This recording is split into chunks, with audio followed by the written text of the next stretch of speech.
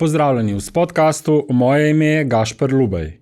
Je nekdanji tesni sodelavec Janeza Janše, s katerim se je pred 2 mesecema z izstopom iz SDS tudi formalno razšel.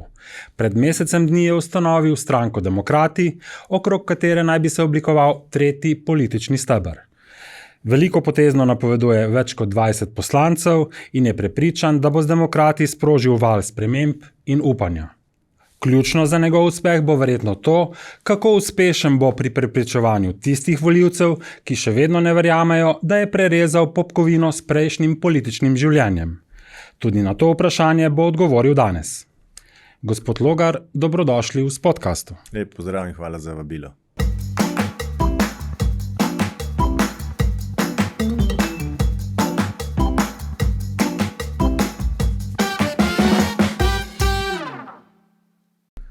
Gospod Logar, začniva s temle napisom zadaj, ne vem, če ste ga opazili.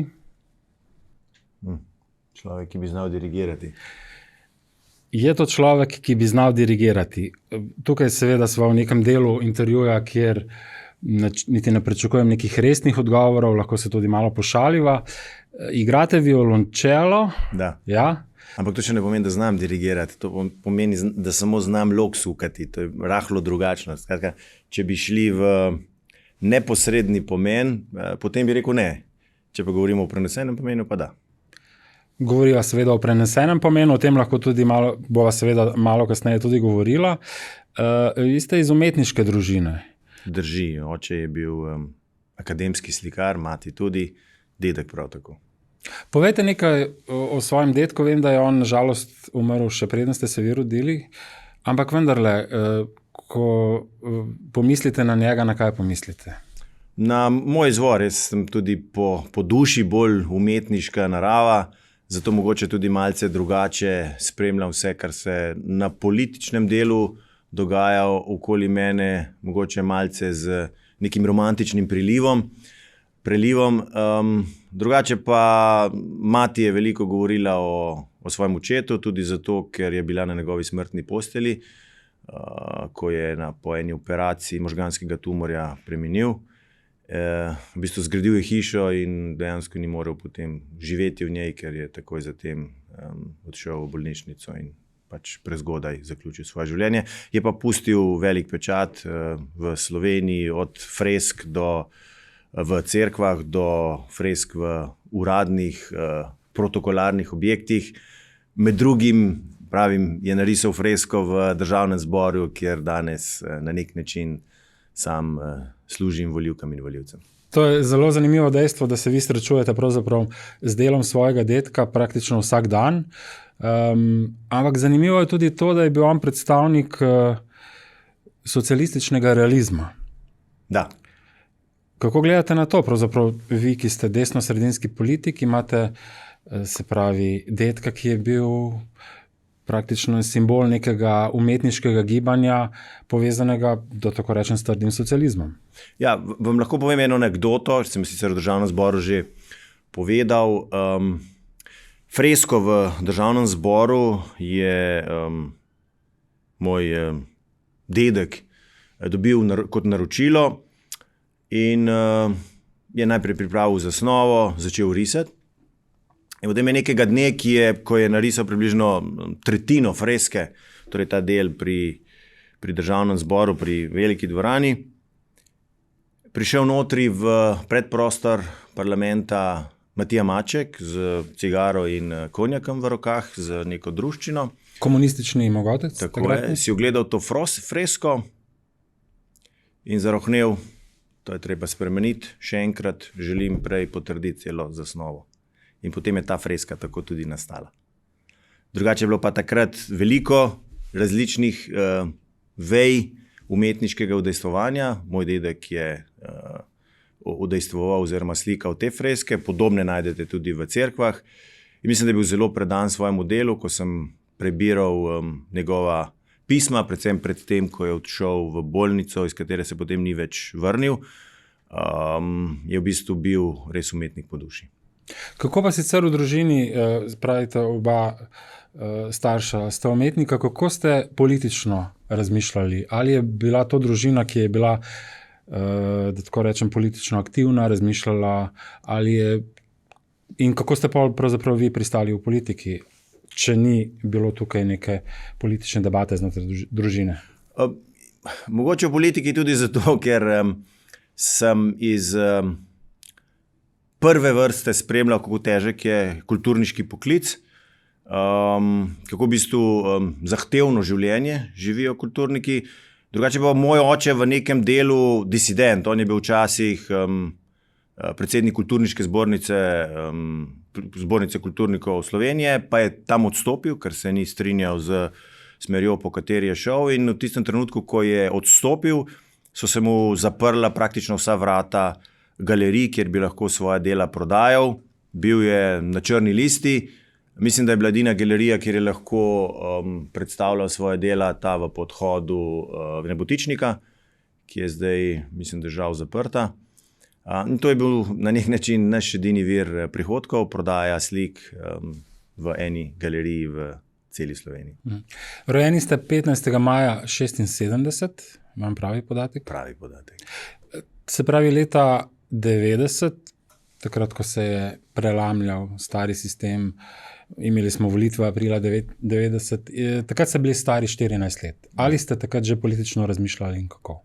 Ja, jaz sem šel z mamo na volitve, to je bil zame nek tak dogodek, kjer sem želel prisostvovati, čeprav brez aktivne vloge, torej dejanske vloge, ampak bil sem z njo v tisti kabinici na prvih volitvah, kjer sva skupaj obkroževala kandidate, za katere pač sva ocenjevala, da imajo zaupanje. Trenirali ste boks, opustili ste ga, političnega boksa ne.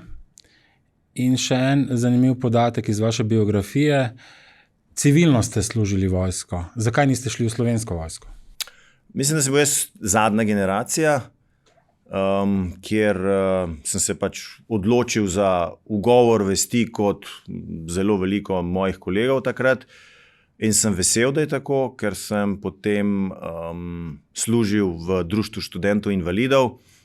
Tam sem se neposredno seznanil z njihovimi zgodbami, lažje razumel, stkal vezi, na koncu koncev srečal tudi mojo bodočo partnerico. In na tak način bistveno razširil obzorje, drugače pa športnik po duši. Ugovor vesti? Kako ste argumentirali ugovor vesti? Da ocenjujem, da se da stvari rešiti na miren način, z dialogom, z pogovorom in tako naprej. Aha. Ampak po drugi strani ste seveda zagovornik NATO zveze. Kolektivne varnosti, seveda. Slovenija brez kolektivne varnosti ne bi dolgo obstajala v tem nevarnem svetu. Povejte mi, ali bi moral izraelski premijer Netanjahu dobiti Nobelovo nagrado za mir, kot predlaga gospod Mahnič? Ne, zagotovo ne, to je verjetno neke vrste provokacija. Slišalo se je precej resno. Ali Ja, trenutno poteka postopek, mislim, da bo obramba predstavila svoje dokaze premijerja Netanjahuja in tam bomo videli, kako bo mednarodni kazensko sodišče odločilo. Ali v Gazi poteka genocid? Če gremo striktno po mednarodnih teh kazenskih pogodbah in kodeksih, potem ne. Kaj pa se dogaja v Gazi? To bo pa ICC oziroma mednarodno kazensko sodišče opredelilo, ima obtožnico in mislim, da je treba počakati, da se postopek zaključi. No, ampak kakšna je vaša politična ocena? Kaj bi rekli, kaj se dogaja? Jaz težko to spremljam in težko tudi razumem, da ni neke usmeritve, ki bi šel proti miru, ampak gre vse drugače. Je pa celotna regija v tem trenutku strašno vnetljiva. Vidimo, kaj se dogaja v Libanonu, vidimo, kaj se dogaja v Siriji, kjer se lahko zelo hitro zgodi, da bo islamska država prevzela državo oziroma da bo država razpadla na 3 dele. In v tem pogledu mislim, da se moramo vsi prizadevati k stabilnosti in k postopnemu vračanju nazaj k pogajalski mizi. Je prav, da je Slovenija priznala Palestino? Zdaj, To je fakt, to je mednarodni fakt. Jaz sem bil zunanji minister, ga sprejemam in od tu naprej je treba dejansko delovati kot en akter v zunanji politiki. No, ampak vi zdaj ste v drugačnem položaju, se pravi, zdaj ste pravzaprav na novi politični poti. Ja, po duši še vedno gledam na zunanjo politiko, kot sem prej.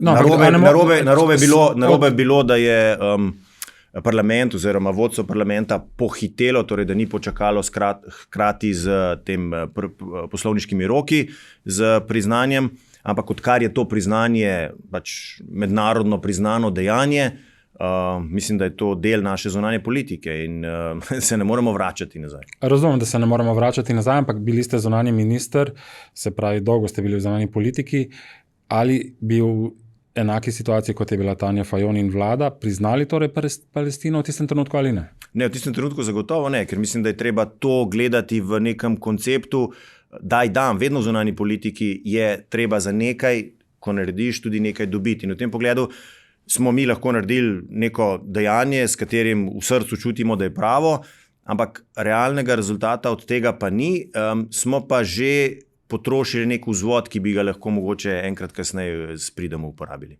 Zakaj Kamala Harris, zdaj je izvoljen Trump? Ja, zakaj Kamala Harris? Vse veste, kaj vas sprašujem. Glejte, to je čisto pragmatično razmišljanje. Meni je najpomembnejše, kaj se zgodi z Slovenijo in na koncu koncev, kaj se dogaja z Evropsko unijo. Mislim, da se je zdaj že pokazalo, da bo ta odnos transatlantski zdaj bistveno bolj transakcijski. In ta napoved tarifnega spopada, mislim, da je slab tudi za slovensko industrijo, tako da to je razlog. Mislite pa, da bi bilo bolje, če bi Kamala Harris postala predsednica? Tudi to je politična odločitev volivk in volivcev Združenih držav Amerike. Mislim, da je treba se zdaj skrbeti za to, da imajo čim boljše odnose z Združenimi državami Amerike in da bo ta napovedana tarifna vojna naše gospodarstvo čim manj prizadela. Zakaj je Trump problem? Ne, kdaj sem pa rekel, da je. Ne, ako ste argumentirali, zakaj mislite, da bi bila Kamala Harris boljša predsednica, ste povedali, kaj je narobe s Trumpom. Ne, nisem. Rekel sem sam, da so že napovedane tarifne vojne, tarifna bitka v proizvodih EU Združene države Amerike, kar pomeni težji ali pa zahtevnejši dialog z Združenimi državami Amerike strani Evropske unije.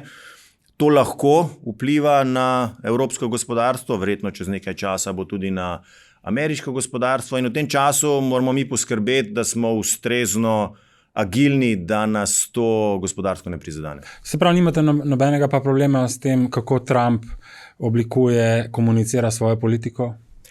Jaz imam glavni primarni problem, kako slovenska vlada komunicira. Pustimo slovensko vlado, da sem vas sprašal za... Ne.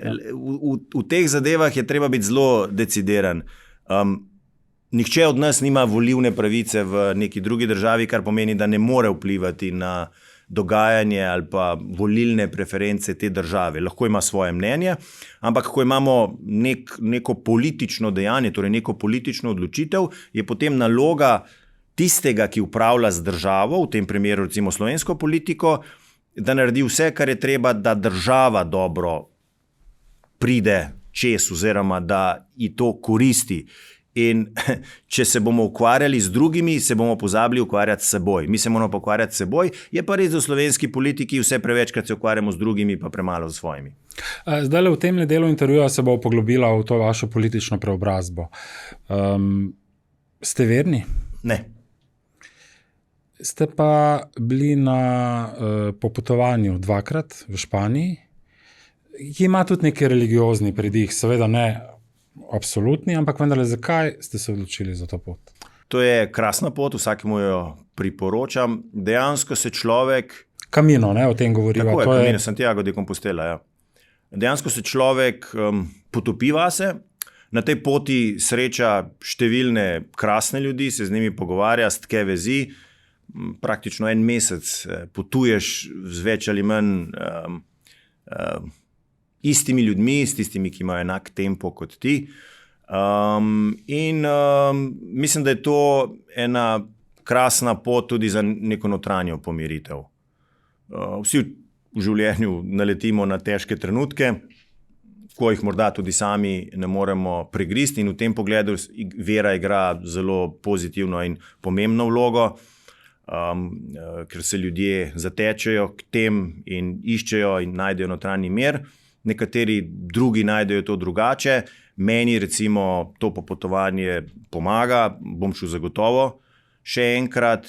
In smešno ali pa zanimivo je, da ko iz te poti prideš nazaj in hodiš po cesti, v bistvu se navadiš nekega rituala iz popotovanja, da vsakega pozdraviš, in to se mi je obakrat zgodilo in so me ljudje čukasto gledali, ko sem jih na ulici pozdravljal, pač po navadi iz te poti. Potem sem se hitro seveda kalibriral na realno situacijo. No, zanimivo, zato ker to ustanavljanje demokratov mene zelo spominja na neko preobrazbo. Tudi besede so podobne, neki duhovni preobrazbi. Recimo Eva Irgl je govorila, da bo to nek nov pozitivni ustanavljanje stranke Demokrati, da gre za neko pozitivno za združevanje. Vi ves čas govorite o sodelovanju. Skratka, je to mogoče iz teh vzhodnjaških religij črpate nek navdih ali kako? Iz vzhodnjaških religij? Ne, vprašam. Ne, to gre za, jaz bi temu rekel, neko dozorevanje, neko politično dozorevanje. Pač 25 let sem v politiki. Jaz sem šel res hard way, težka pot od spodaj navzgor. Nič mi ni bilo dano. Zelo dolgo sem se prizadeval, da sem znotraj strankarske hierarhije prišel do možnosti kandidiranja in potem do možnosti kandidiranja na izvoljivem volilnem okraju. Predsedniška kampanja je pa dala neko tisto širino, ko namesto drevesa začneš gledati gozd, in ustanovitev demokratov, nove politične sile, platforme, ki postavljajo v spredje nek dialog in da je prihodnost odvisna od vseh nas, ne glede na to, kako smo si različni, in pa predvsem to razbijanje statusa quo, v katerega smo Slovenci zelo zaciklani, namreč ko sami pri sebi vsakič znova se poskušamo prepričati, da se ne da nič spremeniti. Da se, samo treba je stopiti na pot, in ta stopiti na pot, torej ta korak mogoče je najtežji, potem gre pa v bistvu naprej, posebej, če dobiš dovolj somišljenikov. In ustanovitev demokratov je v bistvu ta korak naprej, da gremo na pot, da naredimo neko spremembo, ker se mi zdi, da če bomo pustili tako, kot je, bomo še 10 let gledali podobno zgodbo. Dvomim, da bomo srečnejši, dvomim, da bomo bolj razviti, dvomim, da bomo imeli pristnejše in bolj prijateljske odnose. To je pa vse, za kar si mi v bistvu na koncu prizadevamo v vsakdanjem življenju. Vsa ta leta nikoli niti enkrat ni prišlo do neke informacije, da ste vi nezadovoljni s politiko stranke, niti enkrat ni prišlo do neke vaše javne izjave, s katero bi se distancirali od najbolj škandaloznih stvari v vseh teh letih. Kako to? Mogoče niste dovolj prisluhnili. Povejte. Poslušam zdaj. Vedno v politiki sem povedal svoje mišljenje in vedno sem ga povedal v notranjem krogu. Nikoli pa nisem prav umazanega perila zunaj in ga tudi ne nameravam v prihodnje. Se mi zdi, da je to nek džentelmenski dogovor v politiki, ki se ga moramo držati. V nasprotnem primeru ljudje od tega nič nimajo. Morda malce gladiatorskih bojev, ampak zaradi tega ne bodo nič bolje živeli. To je pravilo, ki ga na nek način imam že od začetka. Ampak pravite, da nisem slišal ničesar. Kaj je torej bilo? Lahko poveste zdaj za nazaj, ker zdaj imate to svobodo, ste v novi stranki. Se pravi, lahko poveste 2 primera, kjer ste znotraj stranke opozarjali. Na kaj konkretno ste opozarjali? Ne, pa sem rekel, tudi če sem izven te stranke, to ne pomeni, da bom jaz zdaj govoril, kaj se je v stranki dogajalo. Nekaj primerov ste tako ali tako mediji že obravnavali. Danes imate priložnost, da vi to poveste. Ja, ampak nimam razloga, da bi to priložnost izkoristil, ker mislim, da jih ničemer ne pridaje. Jaz vedno pravim, da je treba v politiki gledati za naprej. Tisto, kar je bilo vzad, kar je bilo čas, je praktično že preteklost. Analitiki vi to lahko preučujete in potem tudi poveste svoje mnenje. Verjetno zaradi tega, ker sem molčal, ker ne govorim, tudi marsikdo potem dvomi, da je ta pot, samostojna pot iskrena, ampak jaz to sprejemam in sprejemam to z večjo samozavestjo ali pa z večjim zaupanjem, kot pa da bi v izogib to vrstnemu mišljenju potem govoril, kaj se je dogajalo v sami sebi. Zanima me, vi ste gotovo dober politični analitik, ker ste pač v politiki že toliko časa, razmišljate o tem, kako delovati. Prepričan sem, da se zavedate tega, da je eden od vaših problemov to, kako torej prepričati ljudi v to iskrenost. Del volilnega telesa je zelo skeptičen do vaše politične opcije. Verjetno razmišljate o tem, kako jih prepričati, da to, kar delam, da je to iskreno, da je to nekaj dobrega. Ja, hvala. Ali ne mislite, torej, da bi bilo prav in pošteno tudi do teh, recimo, skeptičnih volivcev, da slišijo, kaj ste vi znotraj SDS-a delali, da bi ta stranka bila drugačna, kot ste si jo tudi vi zamišljali, verjetno? Ja, zdaj, zagotovo del volilnega telesa tudi ne bo želel verjeti, da je ta pot iskrena. Zaradi tega, ker je potem lažji razlog, da nekoga ne voliš. To popolnoma sprejemam, ni nobene težave glede tega. Z namenom, da pokažem avtentičnost te poti, sem tudi ustanovil stranko leto in pol pred rokom rednih volitev. Zato, da je v tem času čas, da z aktivnostjo, z stališči, z pristopom pokažeš, v katero smer želiš, da krene slovenska politika. Mi se v slovenski politiki vse prevečkrat vračamo k istim izvorom. A si za, a si proti enemu, drugemu in se v bistvu ukvarjamo s preteklostjo. Medtem nas pa Evropa in ostale države, posebej te najagilnejše države, prehitevajo po levi in desni. Skratka, mi se ukvarjamo sami sabo, medtem ko drugi iščejo vzvode, kako državo razviti. Jaz želim narediti ta premik v smeri oblikovanja neke razvojne države, ki bo investirala v znanost in razvoj, ki bo verjela in zaupala svojim ljudem, ki bo spodbujala odlične, ki bo poskušala nazaj v Slovenijo pritegniti najboljše zaposlene. Skratka, ki bo dejansko razvojna država z jasno usmeritvijo naprej. Če se bomo vi skozi ustvarjali, dokažite, da niste to, da niste ono, da niste tretje, pa mislim, da se bomo še naprej vrteli v tem začaranem krogu. Sej, jaz na ministrstvu, ko sem bil, pač ko sem prišel od zunaj, sicer sem tudi sam zaposlen na ministrstvu za zunanje zadeve, vem, da so različni pogledi recimo v zunanji politiki. Ampak, če spoštuješ posameznika, njihovo znanje in izkušnje, ga lahko vključiš v delo, tudi če drugače razmišlja. Skratka, meni je načeloma vseeno, katerega svetovno-nazorskega pola si, če si pripravljen to svojo energijo investirati v skupni uspeh. In to stanje, to zavedanje duha moramo mi oblikovati, da dajmo se povezati, dajmo uporabiti naše znanje skupno, levo, desno, sredinsko, katerokoli, zato da naredimo te korake naprej. Razvojni zaostanki v Sloveniji na praktično vseh področjih so pa enormni. Predvidevam, če mislite, da je prav, da ljudje razmišljajo o tej vaši iskrenosti in pravite, da ste iskreni, gotovo tudi zagovarjate tezo, da mora biti slovenska politika bolj transparentna. Zanima me, koliko je stal vaš videospot, ko ste pretrgali popkovino z Janezom Janšo, ste posneli spot in kdo ga je financiral? Ne, to smo sami med seboj in tudi tista mlada ekipa, ki je to snemala, je naredila to kot nek prispevek k eni novi poti. Skratka, prostovoljci. Ja. Kdo je financiral kongres? Kongres bo plačan tiste stvari, ki jih imamo, ko bo račun odprt. Ravno danes sem uspel... Nisem vas to vprašal. Kdo je financiral kongres? Jaz sej pravim, da bo stranka financirala. Stranka se pa financira kako?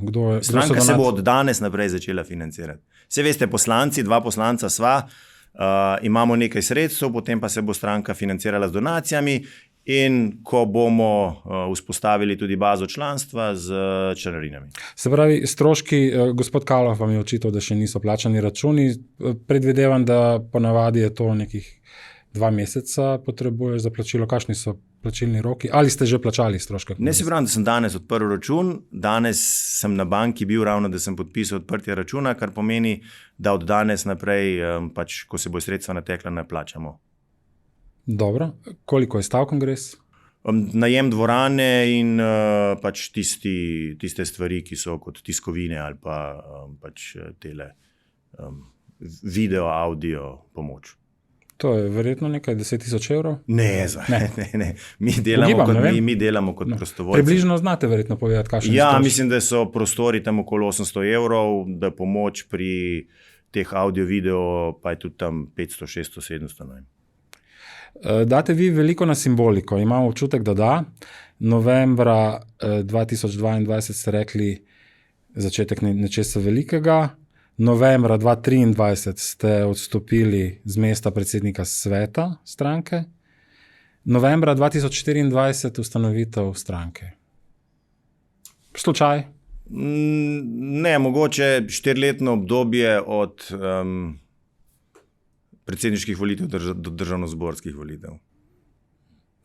Na čem temelji vaša ocena, da bi lahko več kot 20 poslancev dobili na naslednjih volitvah? Ja, če ne bi temeljila ta ocena, se verjetno ne bi loteval tega projekta. Zato, ker Slovenija potrebuje neko zmernost, nek prelom za to toksično politiko, ki jo v bistvu spremljamo praktično vsak dan in ki se iz mandata v mandat še dodatno krepi. In čutim, da je duh časa prišel do tega, da so tudi ljudje spoznali, da v bistvu na način, kot spremljamo zdaj, gre sicer lahko še naprej, ampak bo šlo samo še navzdol. Ja, dajva še enkrat razčistiti, nekaj ste o tem že govorili v javnosti glede koalicij. Se pravi, ali obljubljate, da ne boste šli v vlado, da tako rečem, enobarno. To je vaša 100% obljuba. To sem že rekel že večkrat. Zdaj, da moram to ponavljati, je verjetno razlog tisto nezaupanje, o katerem sva govorila prej, ampak to sem dejal, da politična širina je tisto, kar v Sloveniji rabimo v naslednjem mandatu, ker naslednja koalicija mora v bistvu zdržati 2 mandata, kar pomeni, da mora biti krepka, močna in da se ne sme iti revanšizma. Ker revanšizem vedno povzroči na drugi strani pol, ker v politiki se vedno zadeve obrnejo, revanšizem na drugi strani. Zdaj te oscilacije so iz ene strani v drugo potem vedno močnejše. Prej sva se pogovarjala o tem, kaj je moj občutek. Glede, tudi gospodarstvo. Mislim, da se je oblikovala neka skupina gospodarstvenikov, ki oblikuje neko temeljno listino vrednot Slovenije za neko prihodno obdobje. Na spletni strani vrednote.si najdete tistih 5 ključnih vrednot in jaz se s tem, kar je tam zapisano, popolnoma poistovetim oziroma popolnoma zagovarjam. Posebej tista zadnja točka, zmernost, se mi zdi, da v Sloveniji manjka.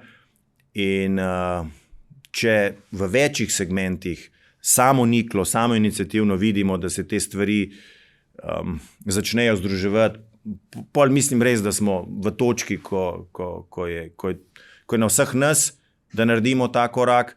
Se pa to ne bo zgodilo samo od sebe. Ne? Vsak od nas bo mogel, vsak posameznik se bo mogel sam pri sebi odločiti, ali želi spremljati še naprej takšno politično pretepanje ali pa vendarle morda razmišlja o tem, da bi se dalo tudi z roko v roki kakšne stvari rešiti. Dobro, zelo konkretna bova. Zdaj bomo videli, ali boste kot mačka okrog vrele kaše ali znate odgovoriti direktno na vprašanje, ki si ga odgovor si zaslužijo tudi volivci glede koalicij. Se pravi, ni nemogoče, da bi recimo stranke desne sredine osvojile 40% glasov. Ni tudi nemogoče, zelo verjetno tudi, da bo recimo vaša stranka nek jeziček na tehtnici. Se pravi, vi zagovarjate neko sodelovanje, sredinsko usmeritev in če vi ne bi šli v takšno koalicijo, vlade ne bi bilo mogoče sestaviti. Ali torej v tem primeru politična nestabilnost je nekaj, kar se lahko zgodi, ali boste pragmatično vendar šli v takšno vlado? Mi ne bomo jeziček na tehnici.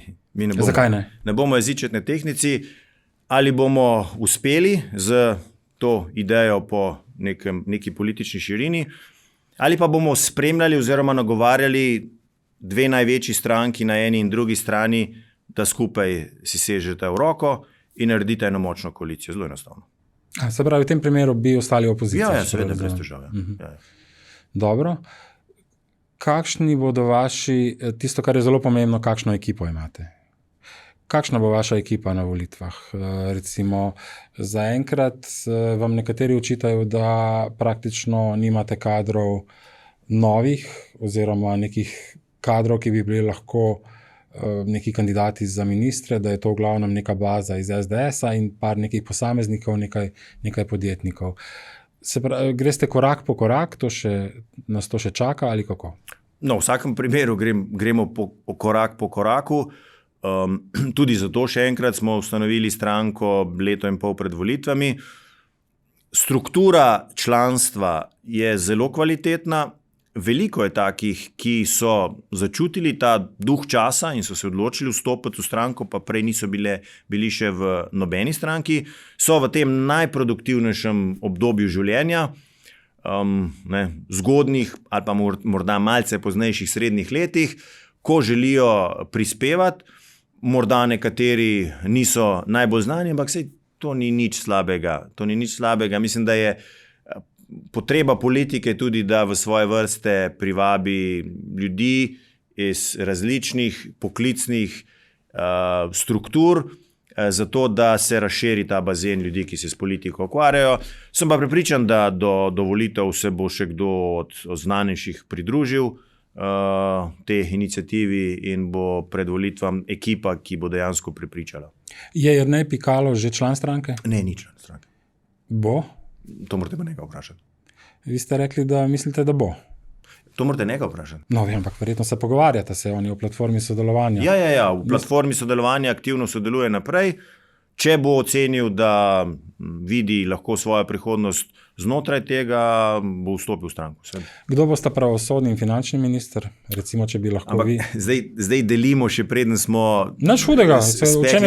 Ne. V politiki sem se pa toliko že naučil, da je treba. Kdo bi lahko bila vaša kandidata za pravosodnega in finančnega ministra? No, zagotovo bi si želel gospoda, s katerim sodelujemo v platformi sodelovanja, gospoda Avbla in gospoda Mastena na finančnem ministrstvu. Dobro. Povejte mi, kaj menite o dogajanju pred Celjskim in v Celjskem sodišču? Kaj menite o tem, kako gospod Janša komunicira to zgodbo? Jaz mislim, da je posebna odgovornost politikov, da spodbujajo zaupanje v institucije, ker institucije so ključni element demokratičnega sistema. Nikomur ne pomaga, če zrušiš zaupanje v institucije, ker potem si te institucije zelo težko nazaj pridobijo to zaupanje. In mi imamo v Sloveniji že tako težave z pravosodnim sistemom. To je naloga sodne veje oblasti. Jaz upam, da je to zavedanje znotraj sodne veje oblasti že prevladujoče, da bodo morali znotraj sebe poiskati najboljše kadre, da bodo dvignili to zaupanje. Ne strinjam pa se, da politika ruši zaupanje v sodno vejo oblasti. Zakaj cenite Janeza Janšo? Zaradi vztrajnosti, zaradi dobrih idej, ki jih ima pri recimo soočanju s krizo, zaradi tega, da vedno najde nek predlog za recimo krizno situacijo, da lahko dolgo časa dela, take stvari. Zakaj cenite Roberta Goloba? Jaz sem ga cenil kot nekega gospodarstvenika, ampak na mestu predsednika vlade pa mislim, da ni upravičil tega pričakovanja. Zakaj ne? Zaradi tega, ker za tako močno koalicijo praktično v Sloveniji ni nič naredil. Imamo pa velike probleme z vsemi podsistemi, ki sicer že izvirajo od prej, ampak se jih loteva na oblasten način, torej jaz več vem, vi nič ne veste, nek razredni boj, namesto da bi poskušal iskati tisto, kar je ključno za iskanje rešitev. Bi pa z njegovo stranko lahko bili v vladi? Ja, mislim, temeljno načelo demokratov je sodelovanje, zagotovo. Ampak se pravim, zelo pomembna je koalicijska pogodba, ki jo podpišeš na začetku, zato bomo tudi demokrati čez slabo leto imeli programski kongres, v katerem bomo zelo jasno zavedli naša programska izhodišča in to bo tisti sine qua non pogoj za vstop v koalicijo, torej to bo tista načela, za katerimi bomo ostali. Se pravi, kar se tiče Levice, to je pravzaprav edina stranka, s katero ne boste sodelovali, čeprav razumem. Ni pravi izraz, da ne bomo sodelovali. Projektno lahko sodeluješ z vsakim, s katerim najdeš skupni jezik v točno določeni zadevi. Jaz mislim, da se tukaj najde, ampak koalicijsko pa zagotovo ne. Poglejte, eno od ključnih tem v slovenski javnosti je seveda zdravstvo. Kaj vi novega prinašate v to debato?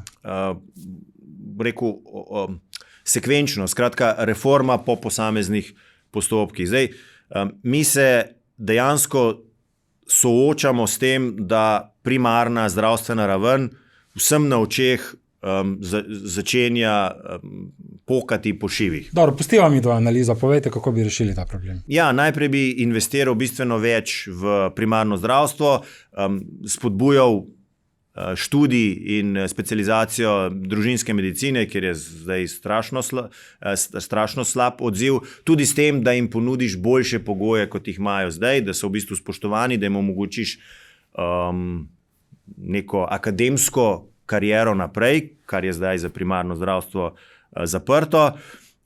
Hkrati, da oblikuješ te zdravstvene pokrajine, ki omogočajo prvič lažjo mobilnost, drugič boljšo pokritost in tretjo, z temi zdravstvenimi pokrajinami bistveno bolje vpleteš primarno zdravstveno raven v soodločanje z zdravstvenim ministrstvom. Ker danes je ta meja praktično prekinjena, je prepuščena zdravstveni zavarovalnici in je, če boste gospoda Ihana poslušali enkrat v eni kolumni, mislim, da je na vašem portalu zelo jasno napisal, da je danes v zdravstvu težko vedeti, kakšne imamo kapacitete in kakšne imamo potrebe in povezati ta dva vidika med seboj, kar je z vidika nekega upravljanja popolnoma nesprejemljivo.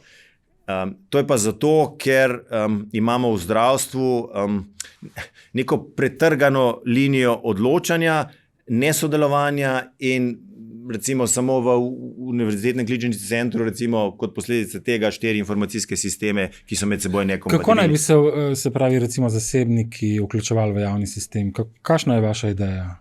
Javno zdravstvo, zasebno zdravstvo, ta razmejitev in tako naprej, to je ključno vprašanje. Ne, ključno vprašanje je pacient. Ključno vprašanje je storitev, ki jo javni...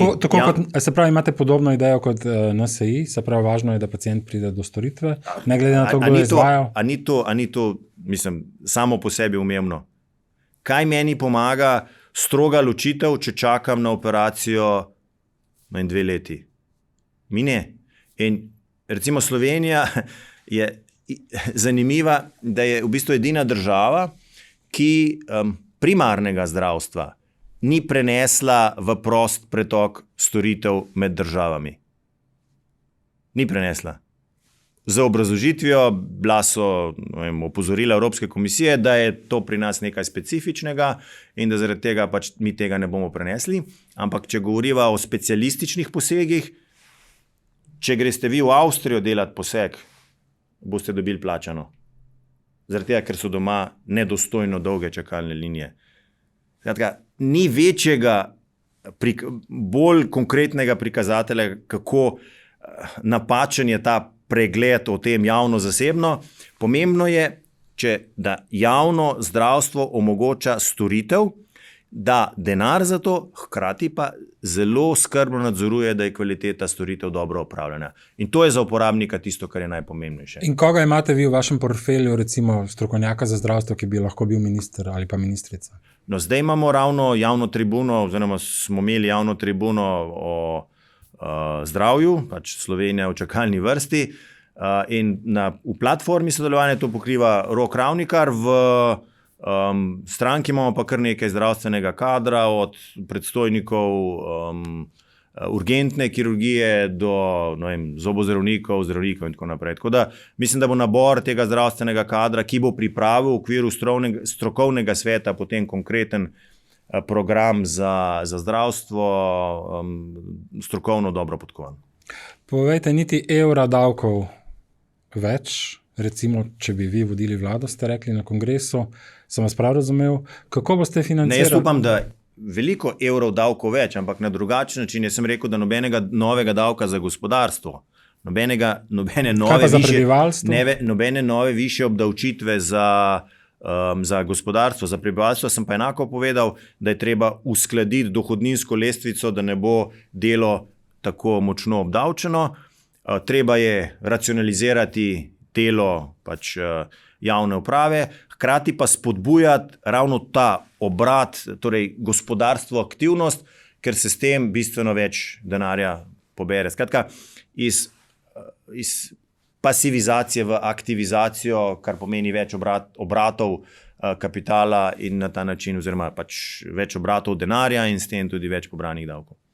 Ste vi politik, ki si bo edini upal uvesti davek na nepremičnine? Mislim, da že ta vlada napoveduje davek na nepremičnine. Pustimo to vlado, vas sprašujem. Ja, ampak ukolikor ta vlada ne bo uvedla davka na premičnine, na drugo, tretjo, četrto, sedmo, mislim, da jih je do 50, nekateri imajo, pa zagotovo treba uvesti ravno zato, da se presežne nepremičnine, ki so same, torej ki niso namenjene bivanju ali pa oddaji, vrnejo na nepremičninski trg, torej na trg oddaje nepremičnin, s tem se pa v bistvu bistveno poveča fond nepremičnin, ki so za to na razpolago. Je pa treba za to sprejeti še 2 ukrepa. Znižati je treba davčno stopnjo na oddajo nepremičnin in drugič, javni stanovanjski sklad je treba v delu preoblikovati v agencijo, ki bo akter pri oddaji nepremičnin na način, da vi kot lastnik stanovanja ne boste nič tvegali, boste dali javni agenciji stanovanje v oddajo in ko se boste odločili, da ga želite nazaj, ga boste dobili v prvotnem stanju nazaj vrnenega, če ga bo treba pač pobeliti, popraviti, ga bo za to poskrbel tisti, ki bo oddajal. Če sem vas prav razumel, progresivna obdavčitev nepremičnin, se pravi... Vam se mora bolj splačati oddati nepremičnino, kot pa plačevati davek od nepremičnin. Ne, progresivna obdavčitev nepremičnin, to napovedujete? Se pravi, 7. nepremičnina bo bolj obdavčena kot 3., 4.? Ja, meni se zdi to logično. Se pravi, tukaj ste če imate 7 praznih nepremičnin, verjetno... To se vsem zdi logično, samo nihče tega davka ne uvede. Kako to? Ja, ne vem. Tukaj ste blizu v levici potem, kar se tiče obdavčitve nepremičnin. To ni vprašanje levo-desno, to je vprašanje nekega normalnega gospodarskega razmišljanja. Ne vem, zakaj bi kdo kupičil nepremičnine. Jih lahko, ampak v tem primeru verjetno ima v interesu, da iz tega naredi tudi obratni kapital, torej da nepremičnine oddaja in da na ta način še dodatno zasluži. Kakšen je vaš odnos do političnega populizma? Ga ne podpiram. Zakaj se vam zdi potem, zakaj recimo bi ljudi zanimalo vaš skok v hladno vodo sredi zime, da to objavite na družabnih omrežjih? Čemu to služi? Vse, kdo pa pravi, da jih zanima, če jih ne zanima, ne pogleda. Zakaj ste objavili potem to? Zato, ker je bila mrzla voda. Na Instagramu lahko objavljam na svojem zasebnem profilu, kar želim. No, ampak to je bilo na razpolago javnosti. Zakaj se vam zdi pomembno, da to objavite? No, Instagram nimam zaprt za javnost, seveda, glede tega verjetno marsikdo ga nima. No, ampak zakaj ste objavili to fotografijo? Čuden argument, ki ga moram obrazložiti. Ne razumem vprašanja. Ne razumete vprašanja? Ne. A ni to populizem? Ne, zakaj? Ne razumem, zakaj bi nekdo objavil skok v vodo, v mrzlo vodo. Politik, izpostavljen politik. Razumem, da ne razumete, sprejemam to, ampak morate tudi vi razumeti, da se meni ne zdi to nič takega ali nenavadnega, da bi moral posebej razlagati. Vaša fotografija zgoraj brez? Čemu služi? Ja, Mislim, plavate v morju, v obleki. Plavam v morju, ampak tega ne objavljam na državnih. No, se pravi, ljudje smo različni, ljudje različne stvari objavljamo. Mislim, da sem podobne slike že predhodno objavljal. Mogoče, glede na to, da takrat nisem bil v podcastu, me tega niste spraševali, ampak na nek način Instagram je ogledalo posameznika in si lahko posameznik, pač glede na to, da gre na gov zasebni profil, objavi tisto, kar si želi, ostali pa sprejemajo to, kakor želijo. Gospod Pahor, vam je vzornik? V zagovarjanju dialoškosti, torej iskanju nekega skupnega stališča zagotovo.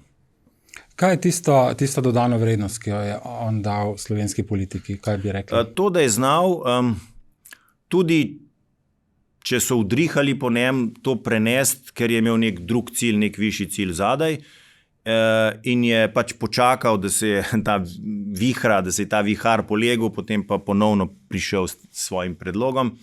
In saj na področju sprave, recimo, je naredil pomembne korake naprej, morda so bili malce manjši, kot je kdo drug pričakoval, ali pa malce preveliki, kot je spet morda druga stran pričakovala ali pa razmišljala, ampak je pa utiril, je pa pokazal neko pot, za katero upam, da jo aktualna predsednica nadaljuje. Tukaj se mi zdi, da se učite od njega, kaj ne? Ta vztrajnost, ta trma, se mi zdi, da vam je nekako blizu. No, zdaj, če gledamo njega kot politika, je najuspešnejši politik v državi. Bil je na vseh funkcijah, predsednik državnega zbora, predsednik vlade, predsednik države. Če tudi je recimo na neki funkciji politično padel, je potem se zopet dvignil kot veliki zmagovalec.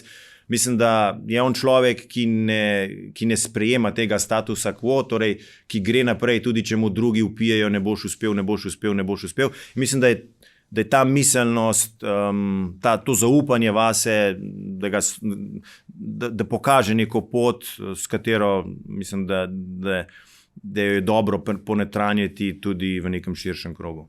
Si obetate, da bo z vami tudi politično kakorkoli sodeloval? On je vendarle še vedno precej popularna osebnost, ali tukaj vidite? No, vse zadnje imate njegovo sodelavko ali Brglez v platformi sodelovanja. Je to slučajno? Ne, jaz sem za platformo sodelovanja, torej prejšnje leto, iskal v bistvu tak kader mlajše, srednje generacije, ravno zato, da združimo različne poglede v istem obdobju z željo, da je Slovenija napredna država, in v tem pogledu se mi je zdela Alja kot zelo kvaliteten kader za to.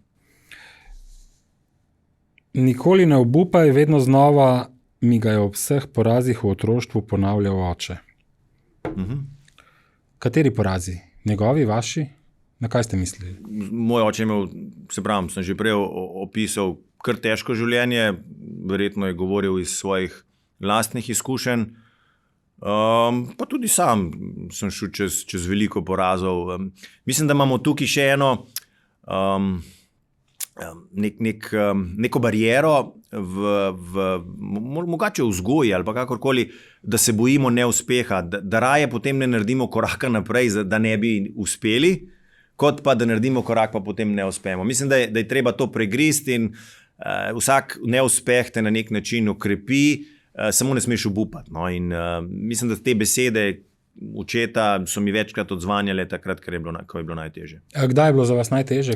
Večkrat, jaz sem imel že velikokrat, sem bil pač persona non grata in tako naprej. Prvič slišim, kako ste bili persona. Zakaj pa bi večkrat slišali o tem? Te stvari rešuješ pač znotraj. No, zato je vendarle podcast, zaupajte, nek tak poraz, ko vam je bilo težko. Če ste lahko kazali svoje fotografije zgoraj brez, boste tudi uspeli izustiti kaj tazga, ko je vam bilo. Dober poskus, ampak kot sem rekel, te stvari človek premleva sam pri sebi in mislim, da je tudi to pravo mesto po nekem ožjem krogu, ni razloga, da to deliš. Nisem mislil toliko osebne, intimne zgodbe, ampak recimo politični poraz. Več, kot recimo prizadevaš, da bi bil na kakšni listi, pa potem nisi in tako naprej. Tega je, če greš od spodaj navzgor v neki politični stranki, zelo veliko.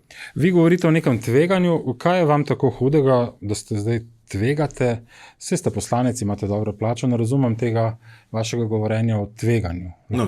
Seveda, da je tveganje. Kakšno tveganje? Če si del neke močne politične opcije, ki ima več ali manj zagarantirano odstotkovno podporo tudi na naslednjih volitvah, če je več kot jasno, da boš kandidiral v volilnem okraju, kjer si bil že 3-krat izvoljen, verjetno, če se temu odrečeš, je neko tveganje.